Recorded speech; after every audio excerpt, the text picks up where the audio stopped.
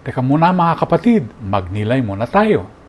Ipinangako sa Genesis ang setro sa angkan ni Huda. Binibigay ni Mateo ang genealogy kasama ang mga kabiguan at mga sorpresa hanggang sa dumating si Jesus.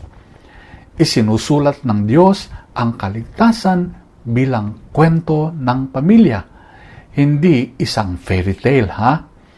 Alam niyo po, si Gregor Mendel ay isang tahimik na monk. Nagtanim siya ng humigit kumulang 29,000 trees ng o gisantes sa halamanan niya sa monasteryo at pinag-aralan kung paanong ang traits nito ay naipapasa through generations. Bumagsak pa nga siya minsan sa kanyang teacher's exam dahil sa pag-aabala niya sa research na ito. Gayunman, the hidden pattern held. What looks like chance is often faithful order, patiently revealed.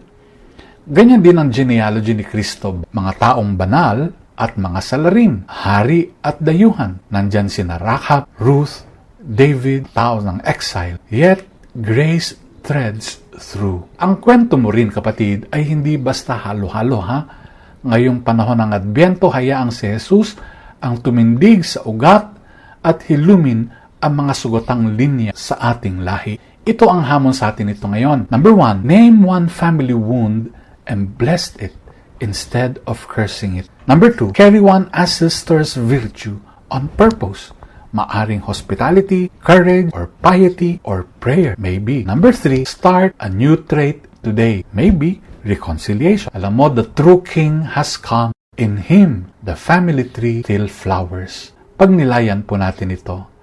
Amen.